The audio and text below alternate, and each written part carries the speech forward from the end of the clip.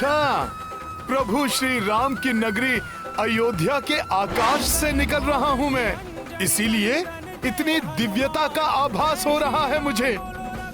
जय श्री राम।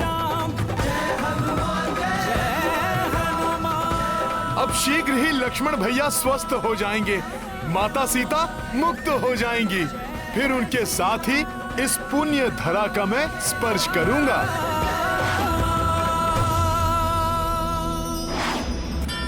प्रभु श्री राम जय हनुमान।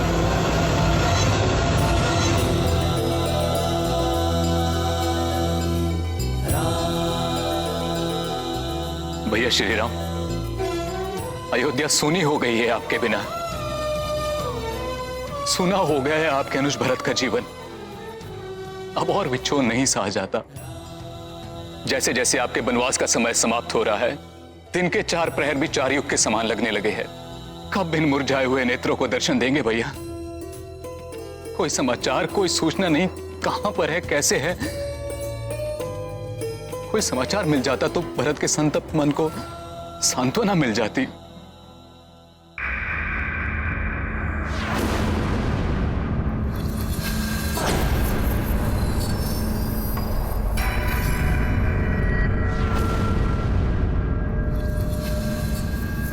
अकस्मात ये विशाल छाया क्या है?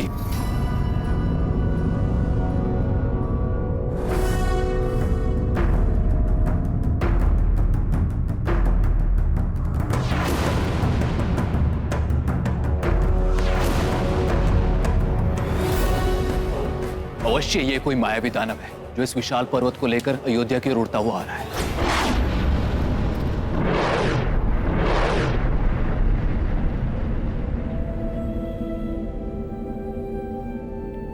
ये अयोध्या का राजभवन, मैं भी बाल अवस्था में यहाँ पर आया था। ये तो राजभवन की ओर देख रहा है। प्रतीत होता है कि पर्वत को भवन पर गिराकर भवन को नष्ट कर देगा। मुझे इसे यही रोकना होगा।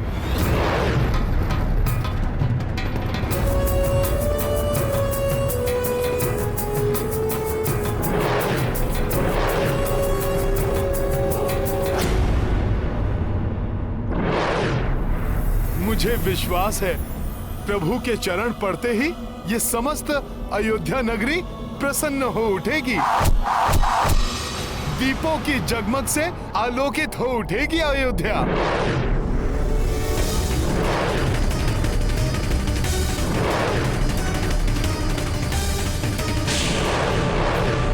ये क्या है?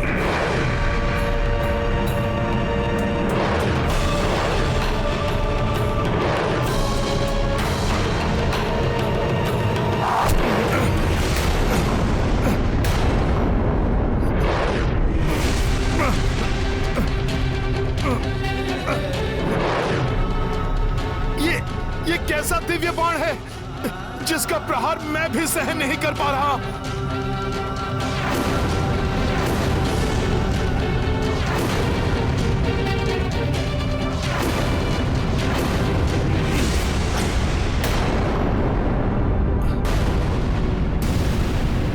अयोध्या पर गिरकर इसे नष्ट कर देगा। इससे पूर्व में इसे खंडित कर देता हूं। द्रोणागिरी पर्वत और ये पवित्र धरा, प्रभु श्री राम की नगरी अयोध्या, दोनों को नष्ट होने से बचाना होगा।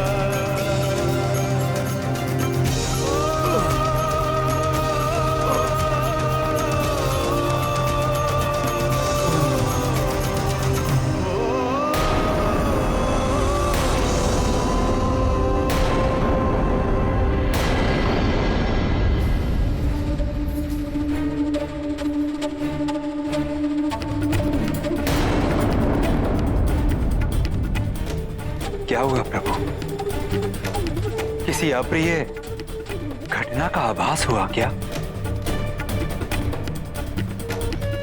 हनुमान,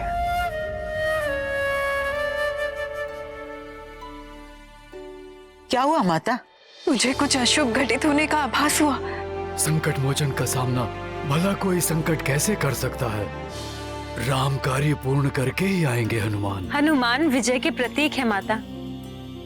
बड़े से बड़ा संकट भी तुच्छ है उनके समक्ष।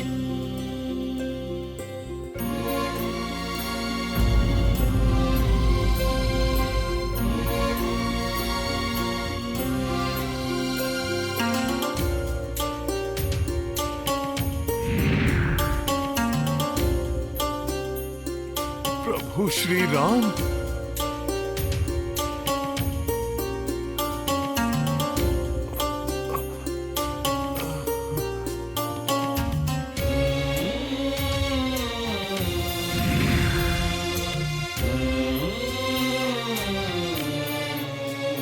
प्रभु श्री राम के प्रतिरूप प्रतीत होने वाले महापुरुष, अवश्य आप मेरे प्रभु के भ्राता राजकुमार भरत हैं।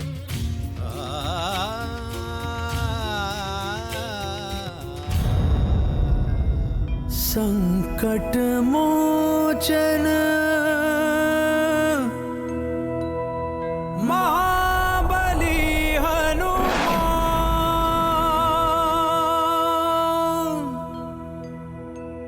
कौन है आप?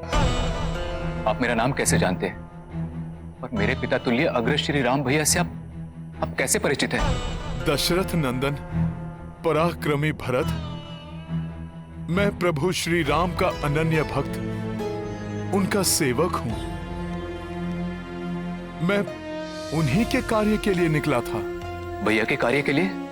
परंतु हे कपिवर, उनके किस कार्य के लिए आप इस विशालकाय पर्वत को ले जा रहे हैं, जिसने अभी अयोध्या का मार्ग बाधित किया हुआ है?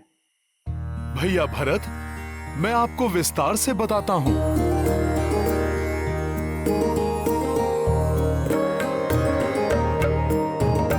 जय बजरंग अतुल बल धामा, संकट काट पवन सुत नामा। संकट काट पवन सुत नामा। राम के काज समर्पित प्राणा, राम के भक्त जय हनुमाना।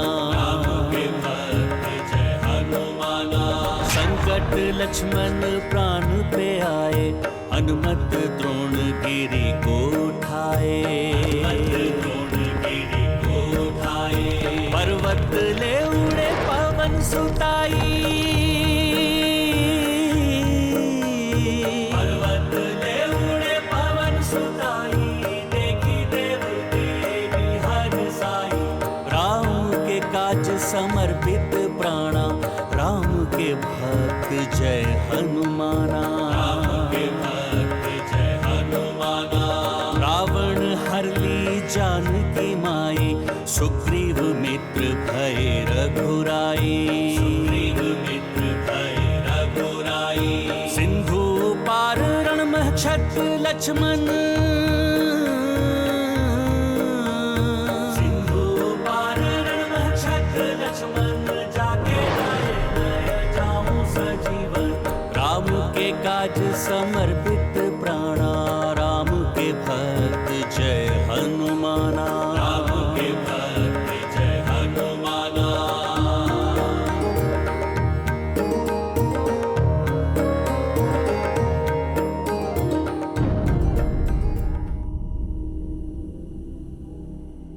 कैसा भाई हूं मैं? मेरे अग्रज और मेरी पुण्य स्वरूपिणी भाभी घन संकट में है। मैं उनकी सहायता करने के स्थान पर उनके कार्य में बाधक बन गया।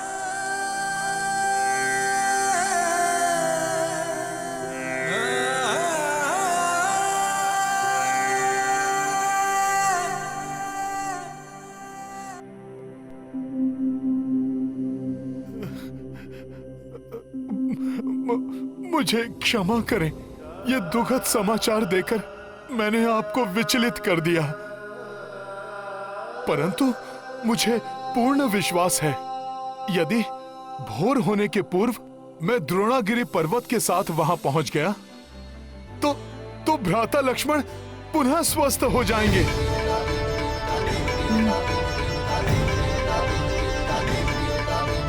आप निश्चिंत रहें, इस युद्ध में विजय प्रभु श्री राम की ही होगी, क्योंकि धर्म कभी भी पराजित नहीं हो सकता। धर्म की रक्षा के लिए तत्पर मेरे भैया श्री राम के साथ जब तक आप जैसे महाबली योद्धा है, उनकी विजय में कोई संदेह नहीं। मात्र क्षोभ इस बात का है कि मैं उनके कार्य में विलंब का कारण बना। आप दुखी ना हो, आपसे मेरी भेंट अति शुभ है। अब औषधियों से परिपूर्ण ये पर्वत ही नहीं, मैं लक्ष्मण भैया के लिए आपकी शुभकामनाएं भी लेकर जाऊंगा। भैया की सहायता के लिए मैं भी चलूंगा आपके साथ। नहीं राजकुमार भरत, यदि आप अयोध्या से गए तो वो कपटी रावण इस अवसर का लाभ उठाएगा। अयोध्या को संकट में डाल वो प्रभु का ध्यान बांटने की चेष्टा करेगा। इसलिए मेरे विचार से आपको अयोध्या की सुरक्षा के लिए यहीं रुकना चाहिए भैया। बस इतना आशीष दीजिए मुझे कि मैं समय रहते वहां पहुंच जाऊं। श्री राम नाम की शक्ति से मैं अवश्य ही ये कार्य पूर्ण करूंगा। प्रणाम भरत भैया। प्रणाम। शीघ्र जाइए मेरे भ्राता की सहायता के लिए।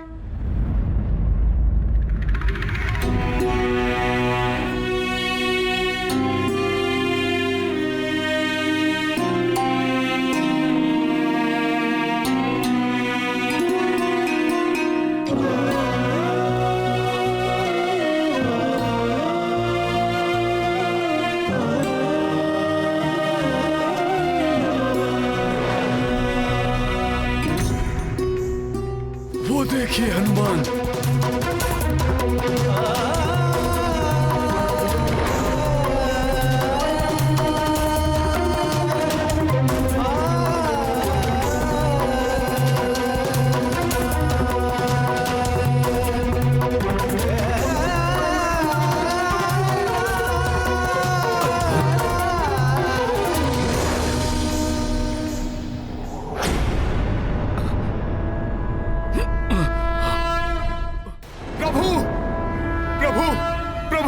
प्रभु, आपके आशीर्वाद से और विश्वास से मैं सफल हुआ।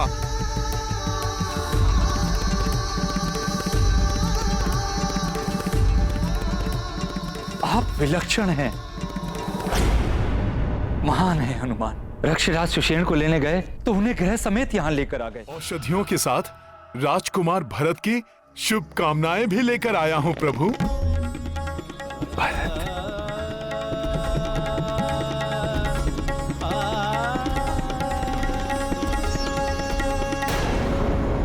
हनुमान, अब और विलंब उचित नहीं है। अविलंब मेरे साथ चलिए और आवश्यक औषधियों को एकत्रित कीजिए।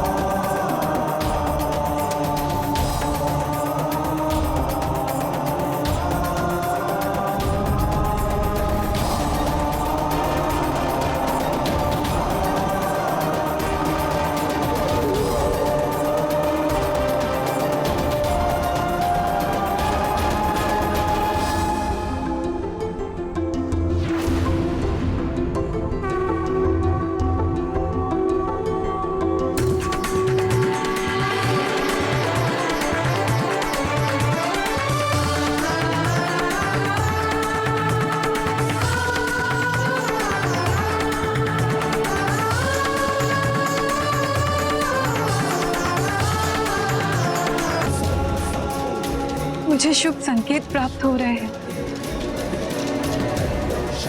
प्रतीत होता है अनुज लक्ष्मण पुनः सकुशल है।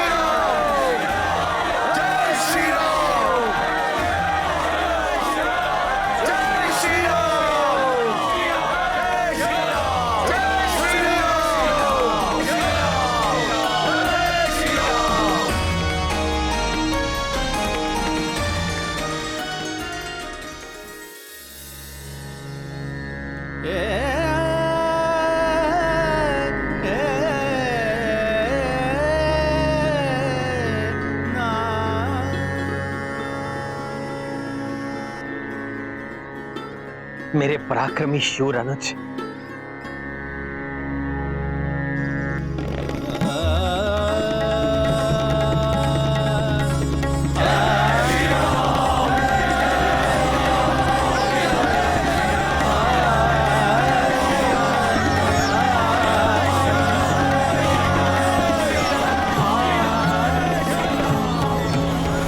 तुम्हें ये जानकर बहुत प्रसन्नता होगी लक्ष्मण कि तुम्हारी भाभी मां जीवित है।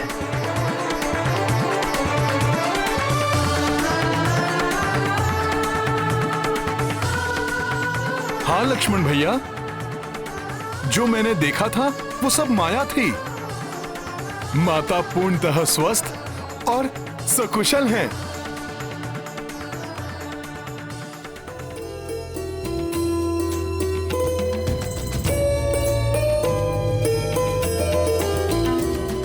हनुमान, तुमने लक्ष्मण और समस्त सेना के उपचार के लिए जो कठिन कार्य किया है, उसके लिए पुरस्कार स्वरूप मैं तुम्हें पुनः हृदय ही लगा सकता हूं।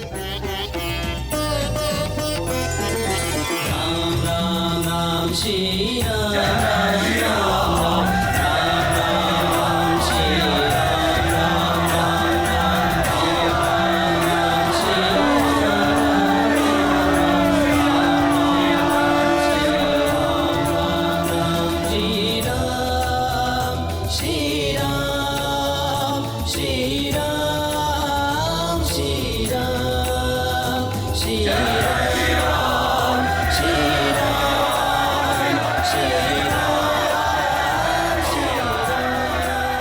प्रभु, आप बारंबार मुझे इन कार्यों का श्रेय देते हैं, परंतु हनुमान जो भी कर पाता है वो आप ही की महिमा का तो परिणाम है प्रभु। प्रभु, आपकी शक्ति ही हनुमान की शक्ति है प्रभु।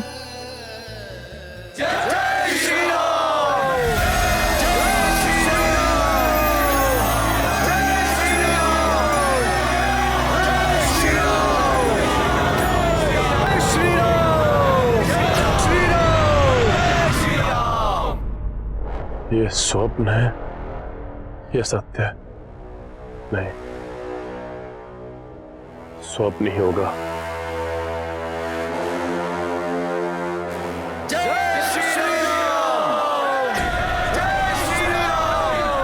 जिस सेना की मृत्यु हो चुकी हो वो कैसे किसी की जय जयकार कर सकती है?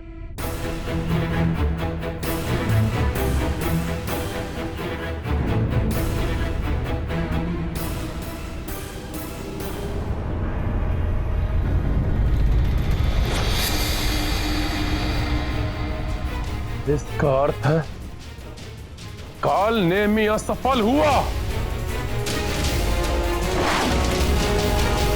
पिताश्री, मेरे दिव्यास्त्र से कोई कैसे अपनी रक्षा कर सकता है? बड़े विचित्र हैं वो वानर, हर बार बच जाते हैं और प्रत्येक बार हमें पराजित होना पड़ा। कहीं ये तो बस! मूर्खतापूर्ण प्रश्न पूछना बंद करो मेघनाथ। प्रतीत होता है कि तुम्हारे हृदय में भी भय व्याप्त है कि वो वनवासी नारायण तो नहीं, कोई नारायण नहीं है वो। हमारे घर के भेद ही हमारी पराजय का कारण बनते हैं। वो द्रोही विभीषण जिसने हमारे योद्धाओं के वध का रहस्य बताया, और अब वो द्रोही राजवैद्य सुषेण जो शत्रुओं का उपचार कर रहा है। परंतु पिताश्री, ये सारे वानर हमारे यक्ष योद्धाओं को कंकर पत्थर के भांति अपने मार्ग से हटाए जा रहे हैं और हम उनका कुछ नहीं कर पा रहे। अब हमें हमारी विजय सुनिश्चित करने हैं तो अत्यंत प्रभावी युक्ति अपनानी होगी। इस पर भी मैं विचार कर चुका हूं पुत्र। माता निकुंभला के महायज्ञ से अधिक प्रभावशाली और कुछ नहीं हो सकता। महायज्ञ के पश्चात तुम माता निकुंभला से ऐसी शक्ति प्राप्त कर सकते हो जो माता पार्वती ने कार्तिकेय को दी थी। ऐसी परम शक्ति जो उस वनवासी को ही नहीं, उसकी संपूर्ण सेना को नष्ट कर देगी।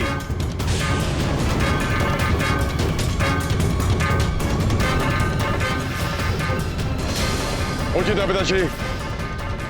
यदि यही एकमात्र उपाय है तो मैं 8 प्रहर में पूर्ण होने वाले माता निकुंभला के महायज्ञ को पूर्ण करूंगा। परंतु इस महायज्ञ के समय पर तो अस्त्र उठाना भी वर्जित है। फिर युद्ध। अब एक क्षण का विलंब किए बिना हम भाभी को उस मायावी राक्षस से मुक्त कराना चाहिए। नहीं होगा युद्ध जब तक तुम्हारा महायज्ञ समाप्त नहीं हो जाता। कोई युद्ध नहीं होगा। यदि हमारी ओर से कोई भी युद्ध भूमि में नहीं गया तो मर्यादा का गुणगान करने वाला वो वनवासी अपने किसी भी योद्धा को हमारी ओर नहीं पड़ने देगा। निश्चिंत रहो मेघनाथ, तुम जाओ, संपूर्ण करो अपना महायज्ञ। परंतु लंकेश, यदि यज्ञ में शत्रु विघ्न डालने पहुंच गए तो? कैसे पहुंचेंगे वो?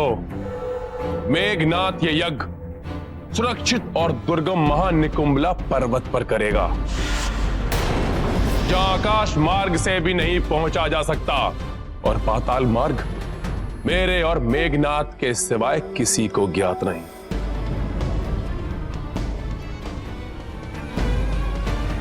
मैं इस महायज्ञ की अतिरिक्त सुरक्षा के लिए अति मायावी, महाशक्तिशाली चतुर्स्तंभ अस्त्रों को नियुक्त करूंगा। परंतु पिताश्री, उन पर तो संपूर्ण लंका टिकी हुई है और इन्होंने तो त्रिकुट पर्वत के तल को थामकर लंका को सुरक्षा प्रदान की है। वर्तमान समय में लंका की सुरक्षा तुम्हारे यज्ञ को सुरक्षित करने से ही होगी, जिसके पूर्ण होते ही तुम अजय बनकर उस वनवासी और उसके अनुज सहित संपूर्ण वानरों का संहार करोगे और इस लंका को संकट से उबारोगे मेरे पुत्र। आप निश्चिंत रहिए पिताश्री, मैं अभी जाकर यज्ञ विधि प्रारंभ करता हूं।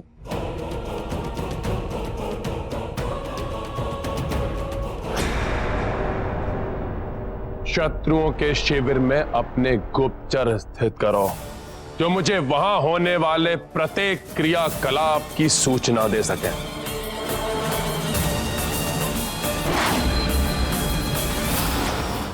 मेरी आशंका के अनुरूप रावण ने कालनेमी को भेजा और अब उसकी मृत्यु के पश्चात रावण किसी और भी बड़ी भयंकर योजना का निर्माण कर रहा होगा। महाराज विभीषण जी, इस समय रावण की योजना से अधिक मुझे रक्षवैद्य सुषेण जी की चिंता सता रही है, जिनके कारण रावण का प्रयास असफल हुआ। भैया लक्ष्मण और वानर योद्धा पुनः स्वस्थ हुए। यदि ये लंका लौटे तो रावण इनके प्राणों का हनन कर सकता है। तब तो युद्ध के अंत तक उनका हमारी सुरक्षा में ही रहना उचित होगा। आपको शत शत प्रणाम प्रभु। मुझसे जो भी संभव सहायता हो पाएगी मैं आपकी सहायता अवश्य करूंगा। शिरोमणि सुषेण जी, आपने पूर्व में ही हमारी बहुत सहायता की है। दुष्ट मेघनाथ ने अनुज लक्ष्मण पर वार करके मेरे हृदय पर आघात किया था। भैया, अब वो मेघनाथ जब भी युद्ध के लिए आएगा, मैं अपने बाणों से उसका संहार कर उस मायावी को उचित दंड दूंगा।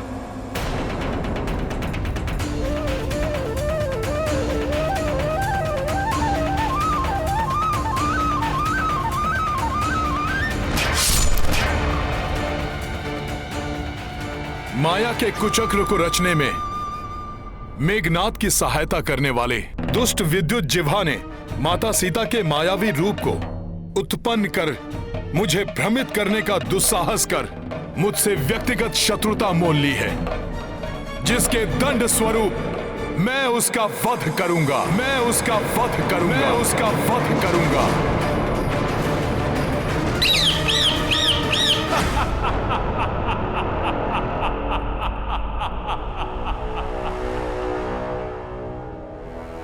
अर्थात उस तुच्छ वानर ने विद्युत जीवा का वध करने की शपथ ली है।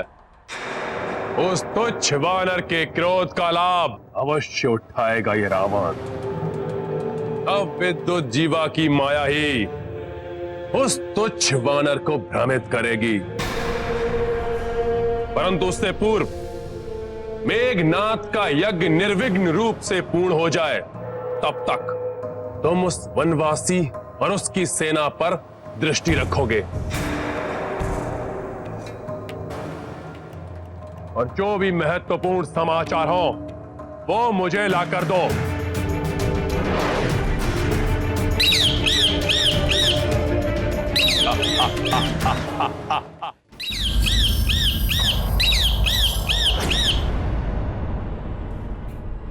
प्रभु, विद्युत जीवा की माया असफल हुई।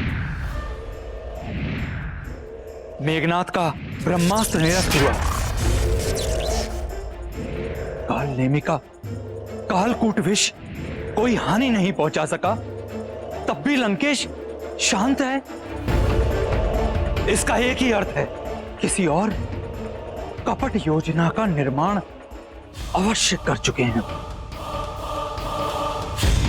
महाराज, आपकी योजना के अनुसार युवराज मेघनाथ ने माता की प्रतिमा के समक्ष अपने समस्त अस्त्रों को रखकर 8 प्रहरों का महायज्ञ प्रारंभ कर दिया है।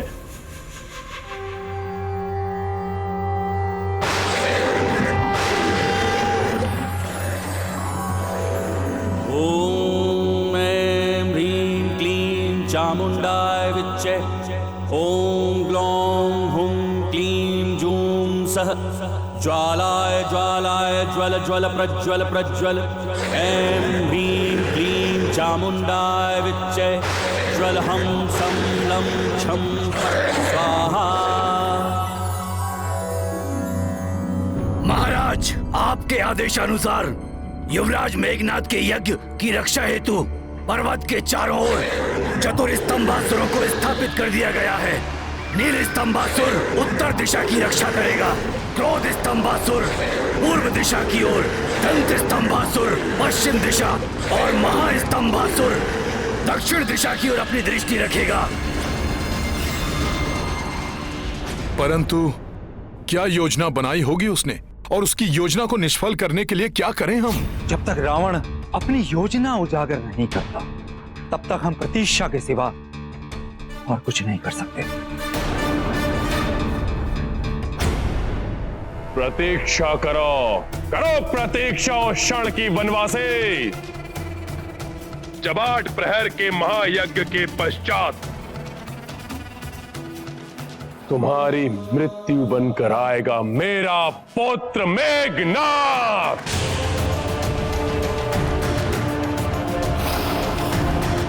ओम ग्लौं हुं क्लीं जूं सः ज्वालाय ज्वालाय ज्वल ज्वल प्रज्वल प्रज्वल ऐं ह्रीं क्लीं चामुण्डाय विच्चे ज्वल हम सं लं छं फट् स्वाहा।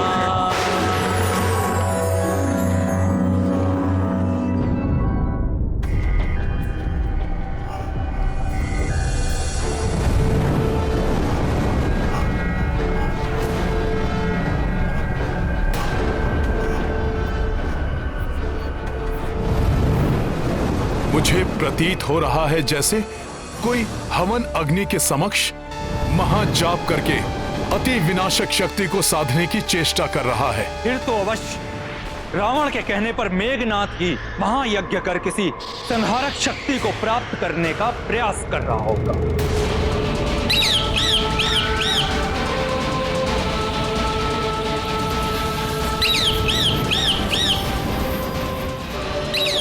राक्षस गुप्तचर पक्षी के रूप में? अच्छा, तो ये भी है यहाँ। कदाचित इसी कारण भोर से संध्या तक प्रतीक्षा करने के पश्चात भी कोई भी राक्षस युद्ध के लिए प्रस्तुत नहीं हुआ। प्रभु, मेरे सुझाव में हमें लंका पर आक्रमण करके उन्हें युद्ध के लिए बाध्य करना चाहिए। मेरे विचार से हमारे इस धर्म युद्ध की ज्वाला में लंका की स्त्रियां और बालकों के निर्दोष जीवन को भस्म करने का अधर्म करना सर्वथा अनुचित होगा। हमें भी अपनी रणनीति निर्धारित कर आगे बढ़ना चाहिए। और मैं ऐसी अचूक योजना का सृजन कर चुका हूं जिसका शत्रु कल्पना भी नहीं कर सकता। इनकी योजना ज्ञात करने के लिए मेरा इनके समीप जाना आवश्यक है।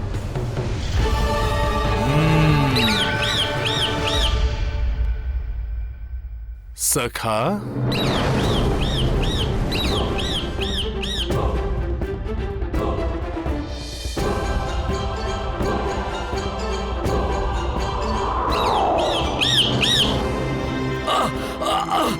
अरे मुझे छोड़ो! अरे छोड़ो मुझे! अरे छोड़ो मुझे! छोड़ दे वानर! छोड़! छोड़ वानर! छोड़! छोड़! छोड़ वानर! छोड़! इस रक्षक गुप्तचर को पकड़ने की मेरी योजना तो सफल हुई। अपने प्राणों की रक्षा चाहते हो तो अपने वास्तविक रूप में प्रकट हो।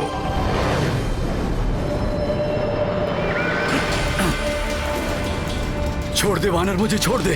तुम यहाँ आए थे हमारे भेद ज्ञात करने, परंतु अब तुम हमें रावण के भेद बताओगे। बोलो, क्या कुचक्र रच रहा है वो? नहीं, नहीं बताऊंगा। नहीं बताओगे तो फिर ठीक है। यही ज्ञात है कि युवराज किसी महायज्ञ में लीन है और लंकेश उस यज्ञ के पूर्ण होने की प्रतीक्षा कर रहे हैं। अर्थात आपका अनुमान सही था। अनुमान अवश्य वो दुष्ट मेघनाद महायज्ञ कर रहा है।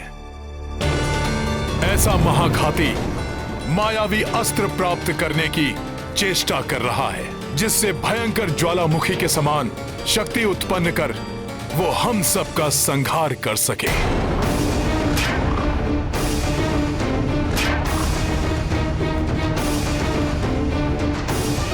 इससे पूर्व कि वो दुष्ट मेघनाद अपने यज्ञ से कोई महाघाती संहारक अस्त्र प्राप्त कर ले, मुझे उसे किसी भी प्रकार से रोकना होगा।